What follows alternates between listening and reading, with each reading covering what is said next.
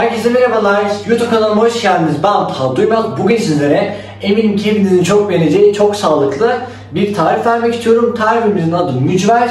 Aslında çok bilindik bir tarif. Ama ben biraz bunun farklısını yapacağım. Daha sağlıklı olması için yağda değil de fırında pişireceğiz. Çok az yağlı olacak. Hepiniz bu tarife bayılacaksınız. Tarife geçmeden kanalıma abone olup videoyu beğenip zili açarsanız çok sevinirim. Ve sizden küçük bir ricam, videoyu bol bol yorum yaparsanız çok sevinirim. Geçelim tarife. Evet arkadaşlar, mücverimiz için ben şimdi annemin bahçesine geldim ve buradan taze soğan toplayacağım. Tek elle çekiyorum. Video çektiğim için tek elle kesiyorum. Kusura bakmayın. Şimdi de main kesmeyi bilmiyor. Tek elle ancak bu kadar kesebiliyorum.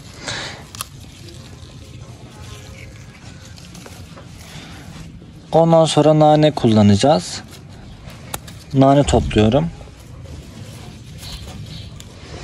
Annemin minik bahçesi desem daha doğru olurdu. Maydanoz da var ama maydanoz toplamayacağım çünkü evde maydanoz var. Şu kadar yeterli olduğunu düşünüyorum çünkü yani önemli olan mücver tadı olacak. Öncelikle benim burada taze soğanlarım var. Şöyle taze soğanlarımı ayıklıyorum başta. Soğanlarımızı doğramaya başlıyoruz.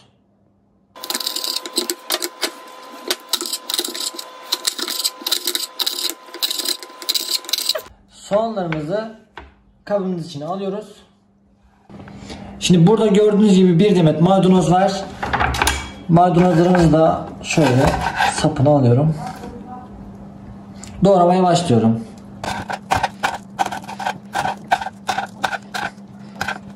Maydanozlarımızı kabımızın içine ekliyoruz. Naneleri de doğruyorum. Nanelerimizi kaba ekliyorum. 3 adet normal orta boy kabak kullanacağım. Kabakların sapını alıyorum. Elinizi kesmemeye dikkat ederseniz sevinirim. Mücverlerimizi ben rendeden geçireceğim. Siz rendeden geçirmek zorunda değilsiniz ama daha pratik, daha hızlı yaparsınız. O yüzden de şöyle rendeliyoruz.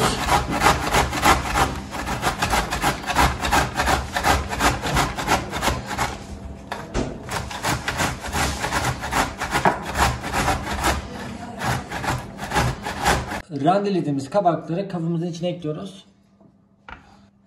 Yağ miktarını azaltıp çoğaltabilirsiniz. Ben yarım çay bardağından daha az sıvı yağ kullanıyorum. Üzerine 4 yemek kaşığı un ekliyorum. Karıştırmaya başlıyorum.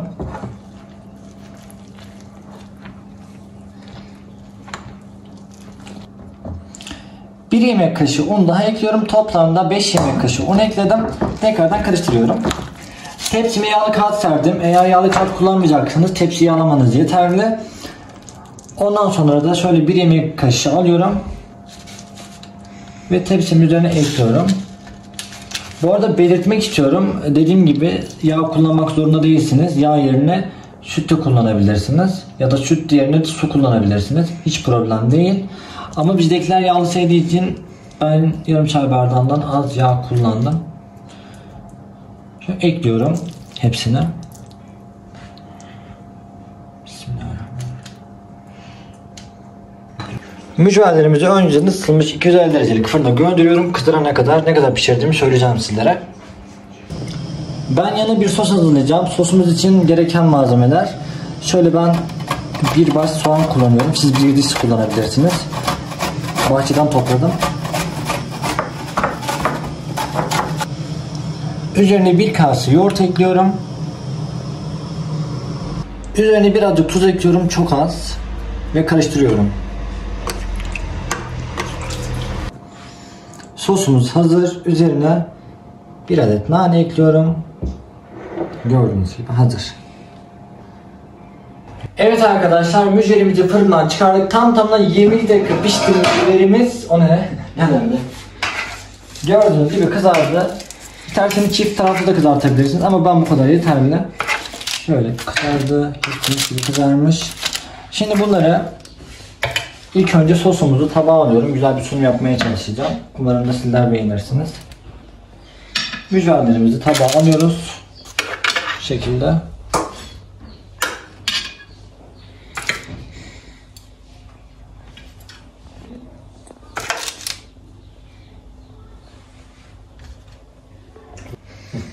Evet arkadaşlar, mücverimiz hazır. Son hali bu şekilde, sizlere kıvamını göstereceğim şimdi. Tadı çok güzel. Şu şekilde elimle ayırıyorum. Sosa batırıp yiyebilirsiniz. Videomu buraya kadar izlediğiniz için çok teşekkür ederim. Bir dahaki videoda görüşmek üzere. Kendinize iyi bakın. Allah'a emanet olun.